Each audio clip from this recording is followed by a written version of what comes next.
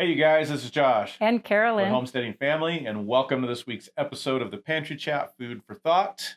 This week, we're kind of winging it. That's right, free form. It's because we have some exciting announcements for you guys, so stay tuned.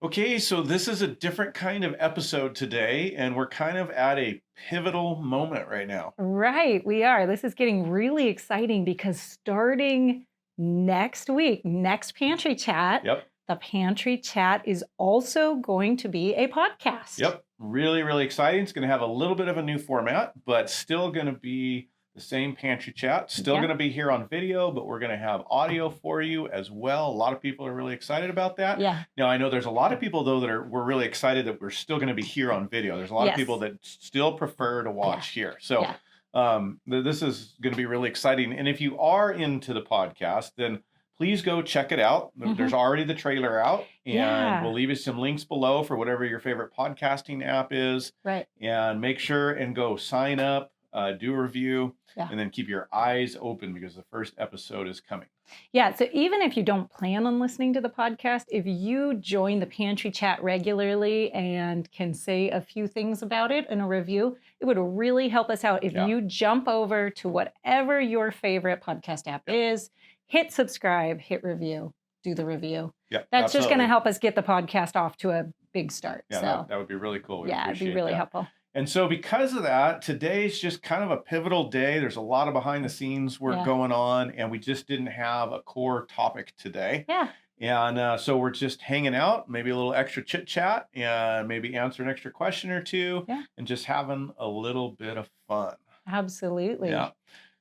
Which leads us to the next announcement. We're ready for the next. You know what I've been doing all morning this morning? Working hard. I've been working hard, but it has been in the kitchen here, but I haven't been preserving. I've been doing that all the rest of the week, but today I just filmed the new flu portion of the herbal medicine cabinet class. That's right. Those of you that own the class, it is now going to be a colds and flu class. Right. By the time you're seeing this Pantry Chat, it should be completely updated, and the video should be all new in the class, bright and shiny. Yep. Absolutely. So it's going to be a whole extra lessons in there and a whole extra section of the class to help you deal with flus, i.e. viruses, naturally flus and herbally. And flu-like viruses. You may want to check that out. We'll leave you a link below for more information on the class. I am really excited about this addition to the class because it takes all of the cold remedies we had already worked out in the class, and it just adds to it.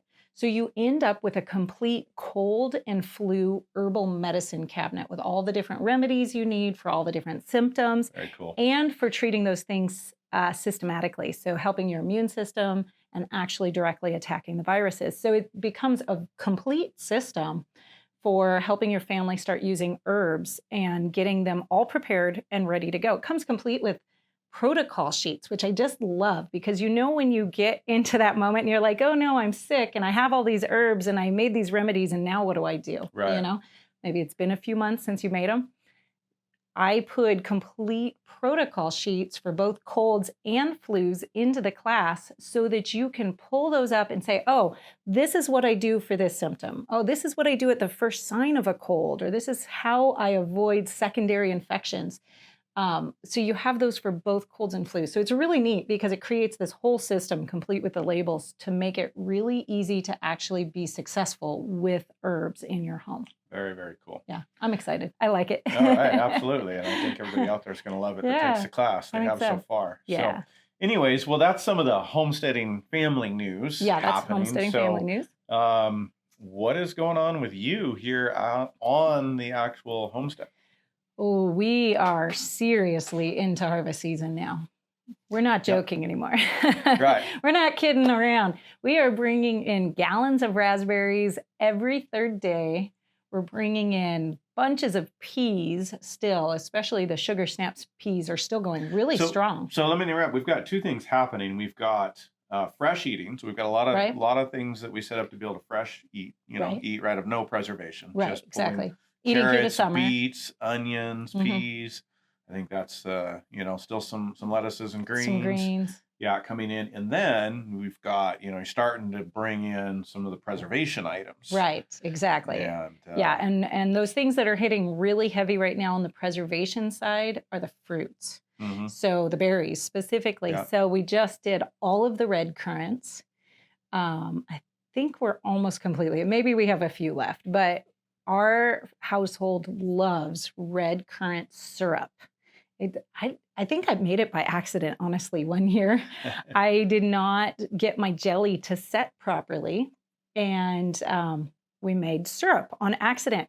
Everybody has loved that. So now we just make red currant syrup. And great over waffles, pancakes, ice cream. The French toast casserole recipe that I said. Yep. Sorry. It's really good on that. The kids love it on that. So, and I don't know if you've seen, and we don't really have enough to preserve, but the gooseberries are ripening up right now. Yeah, I just had a couple of those this morning when I was out working in the garden. We've never really had enough ripe to be able to preserve them, so I just like nibbling on them. Yeah, we've got a few extra bushes that somebody gave us we need to get into the ground. Great. Hopefully next year. Because the gooseberries are good. I really like them. They're really tasty. Yeah, good. Yeah, they really are. Now we've got the raspberries, and the main raspberry section in the garden. I kind of started sprinkling raspberries around the property too, but the main section in the garden has about 80 raspberry plants in it right now. Right. And so at this point, we try to pick them every third day. And we're getting about 2 gallons right now every picking. So we're bringing in quite a few raspberries. We're making raspberry jam with some of them. It's not to mention all the ones I'm eating every morning. Oh, I know, all of us. In the garden. I think for every gallon that comes into the kitchen, the kids have probably eaten half a gallon, as they're picking.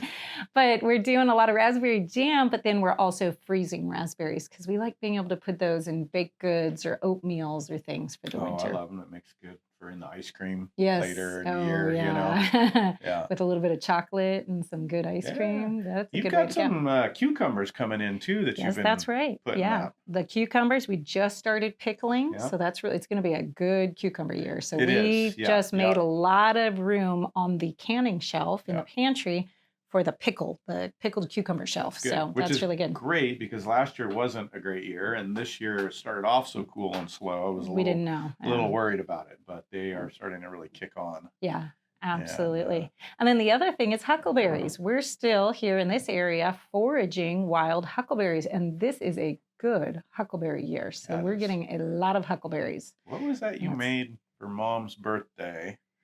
Dessert here a couple days ago. Right. So I made a gâteau basque cake. Gâteau basque cake. Right. So I can barely say it, but I tell you, I can taste it. Very, very different type of a cake. It's more of a custard inside. It's almost like a custard inside a thick, sweet pie crust. It's very hard to describe, but it's incredibly good.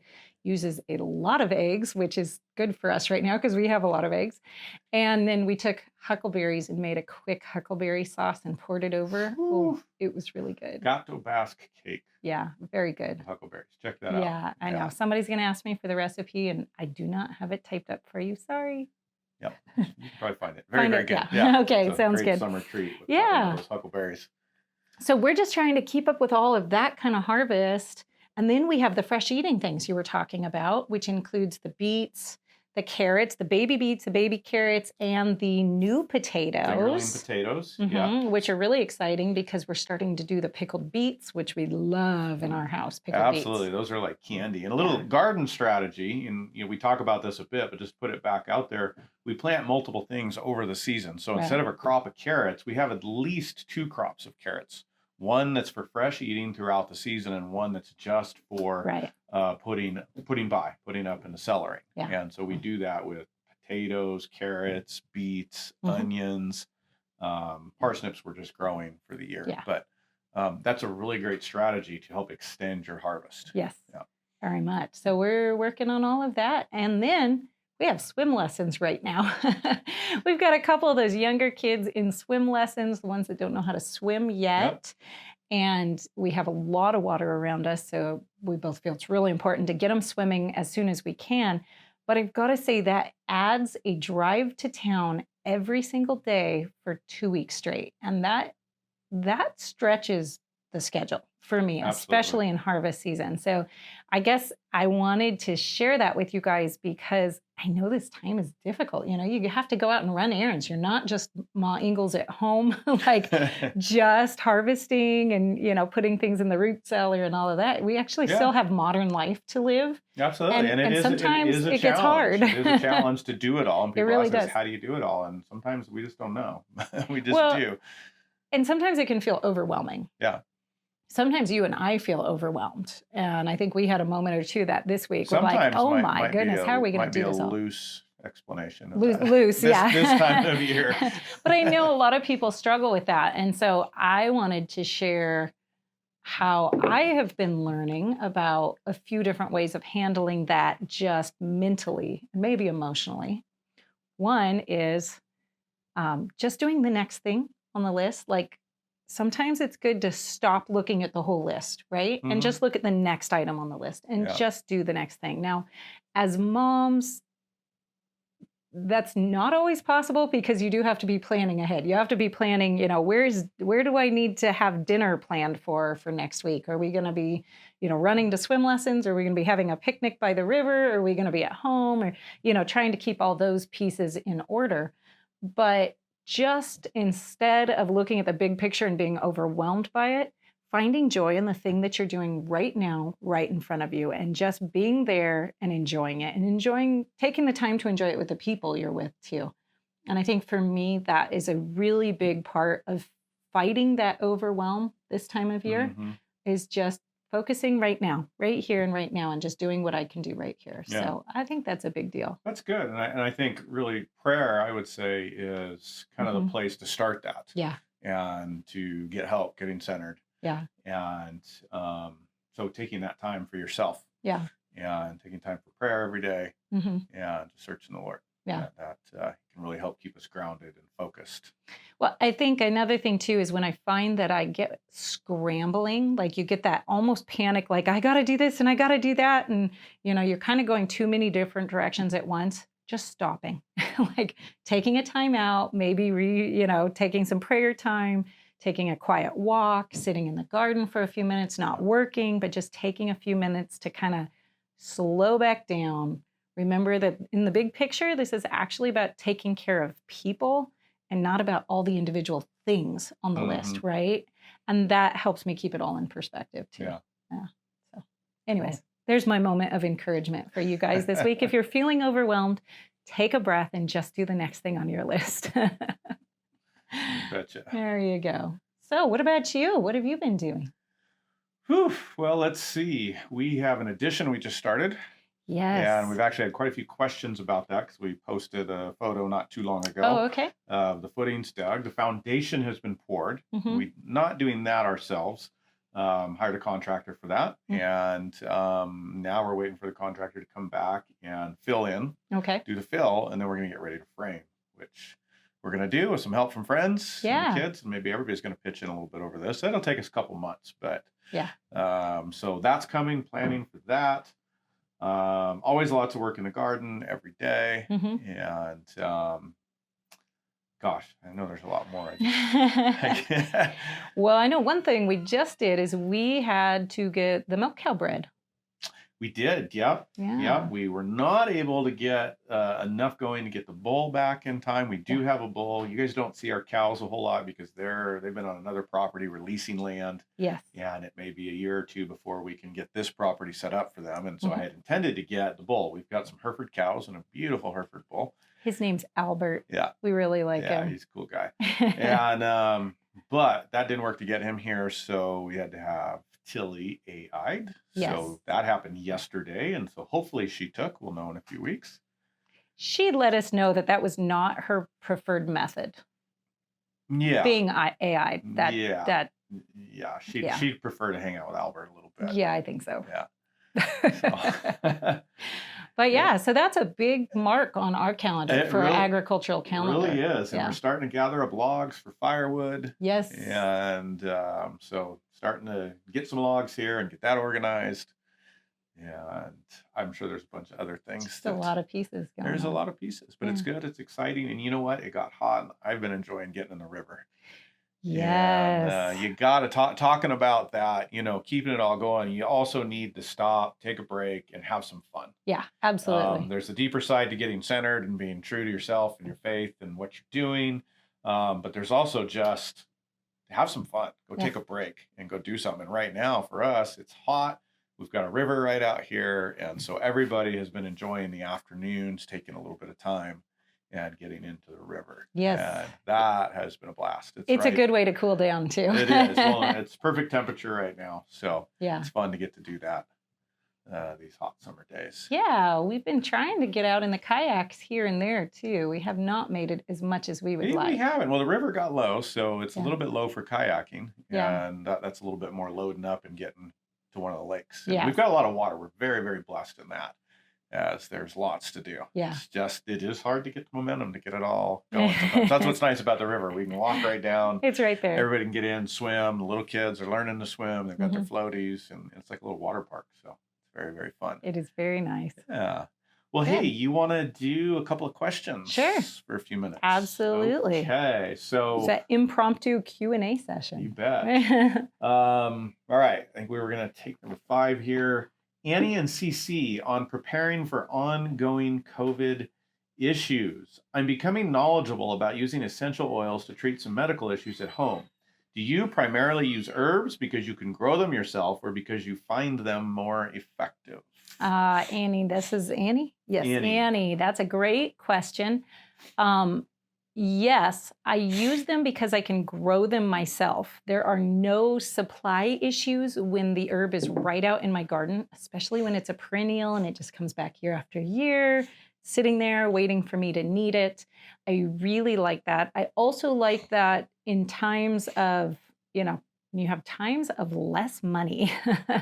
You're not trying to buy something that's a little out of your price range. A lot of times families are stressed financially when there's big health issues too. They kind of go hand in hand. And so I love it that I can go out to the garden, have the herbs right there for free, but also that I can share those herbs freely. I can take out a division on almost all of my herbs. I can pull seeds off of all the other ones, and I can share that with any friend who needs some medicinal herbs in their garden. And honestly, somebody's going to show up on your door. They might, yeah. But honestly, that's kind of part of my mission, is to spread medicinal herbs into other people's gardens as much as I can. And if I can, be the catalyst by being able to give a friend or a neighbor some herbs, I'm really excited about having them more prevalent in our community all the way around. God has given us abundance if we will cultivate it. Yeah.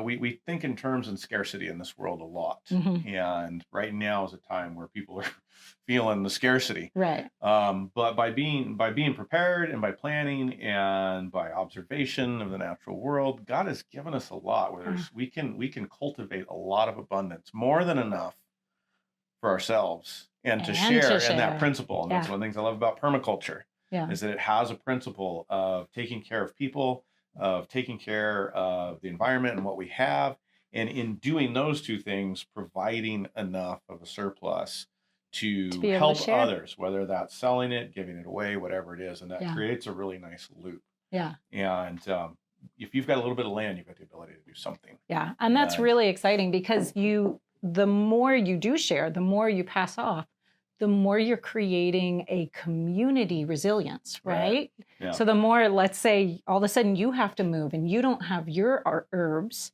the more these other people have them. In fact, we've done that a few times when we've had to move. I've given away perennials and then been able to go and say, hey, can I have a few divisions off of those when I came back and we got our gardens going? And so it's just a really good system. But Annie, there's one other reason why I really prefer herbs over essential oils. And I do use essential oils. And I even do have an essential oil still. I don't use it very often. It's a little busy around here right now. A lot to try and do. But But that's because of the concentration of essential oils. I think their safety is maybe a little overstated when you realize that a drop of peppermint essential oil has the equivalent of 33 cups of peppermint tea in it. Makes you realize that is very, very concentrated Wow. and very strong. So I don't want to say don't use them, but I think you need to realize the kind of strength that you're working with. I think people overuse them very freely. And in fact, there is a lot of liver damage happening. In fact, I was just reading an article that says that if people don't tone down their use of essential oils, there are enough reports of harm from them that they are going very quickly on a regulated list because they are very strong and people are harming themselves. So it's easy to overdose. It is easy to overdose it. And the companies out there right now just make them sound like they're so safe, you just can't hurt yourself. And it's just not true, unfortunately. So I like to use them. If you know anything about my ladder of health that I teach, I like to say use nutrition first and lifestyle first. Then you use your gentle herbs, and then you use your low dose botanicals or your essential oils as the next option. But you want to work your way up that ladder, find the most gentle thing that will work for your health issue, not just jump all the way up the ladder. So if you want to learn more about that, check out my series on healthy healing at home. I go into the ladder of health on that. I'll make sure the link goes in the description. Very cool. So, yeah. All right. You want to take the next one? Take number 6. Okay. Amber Keller on the early summer garden tour says, when you say you made permanent beds, does that mean that you always plant the same veggies in the same beds? Hey, Amber, good question. Great question. It is. And so, no, there are some people that practice that, and that's a little bit advanced, and that can be done, but you have to be really careful with that because of plant diseases that are quite common.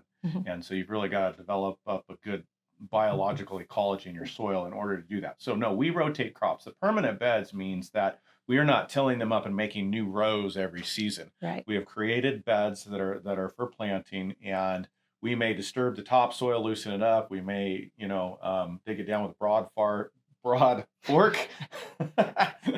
and loosen it, but we're not tilling. Those beds are always in place. They're permanent beds. They're going to stay right there, and we're going to build on the soil, not turn it over. So that's the permanent beds. We're then rotating crops through them and moving those crops around because that's the safest thing to do. Okay. In permaculture, people are developing, there is a theory that you can plant the same things in the same place, but you really need to develop your soil and learn about that. So I don't encourage people to just go start doing that. Right. Because unless you've really know what you're doing, you've got a healthy soil ecology, you can run into issues. Right. Yeah. Yeah. Good. Great question. Okay. Maybe we can take one more here before we start to wind down. Okay. Sounds good.